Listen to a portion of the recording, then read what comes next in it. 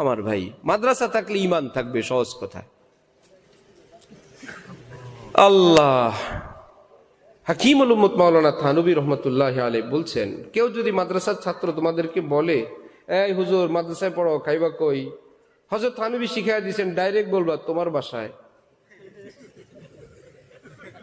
কেন আমার বাসায় খাইবা? তোমার কাম করি, খাবো না? মানে তুমি দোকানদারি করো, এই ইসলাম হেফাজতের কাম তো তোমার আর আমার দুইজনের ছিল, তুমি তো সব ফালায় দোকানে চলে গেছো, তো এই কাজটা তো আমি একা করি। যুক্তি না? এই কাজটা তো আমার একার না, এটা তো তোমারও ছিল। ইসলাম কি শুধু হুজুর দেয় না, সব মুসলমানের।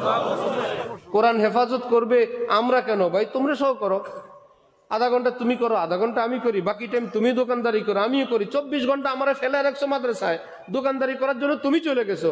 তো আমি যে এই কাজ করার জন্য দোকানদারি করতে পারি না, তো তোমার ওখানে আমার ভাগ আছে না? আছে কি না? সহজ উদাহরণ, 7 ভাই 6 জন বিদেশ থাকেন। ছোট ভাইরে বলে দিছে, এই তুই বিদেশ টিদেশ যাস না কেন? তুই গেলে আব্বা আম্মার খেদমত করবে কে?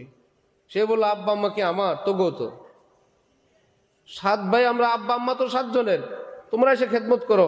শেষে ওই 6 ভাই হাতে পায়ে ধরে বলে, ভাইয়া ভাইয়া তোর বেতন আমরা দিব, তুই বিদেশ গেলে যা পাবি ওই পয়সা আমরা দিব।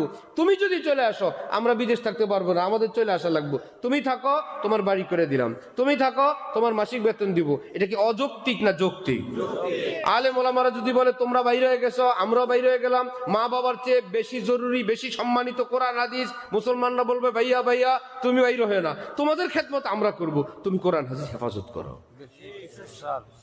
এর থেকে হাকিমুল উম্মত থানভী লিখছেন, মুসলমানরা আলেমদের খেদমত, মাদ্রাসার খেদমত করা, মনে করুন এটা নফল ব্যাপার, এটা ওয়াজিব। কারণ তোমার কাজ তারা করতেছেন, এই কোরআন হেফাজতের কাজ তারা করেন, ইসলাম হেফাজতের কাজ তারা করেন।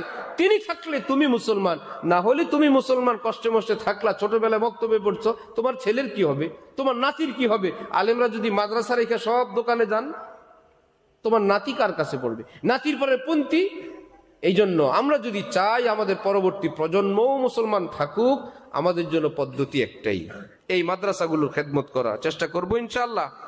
আল্লাহ আমাদের সকলকে তৌফিক দান করেন।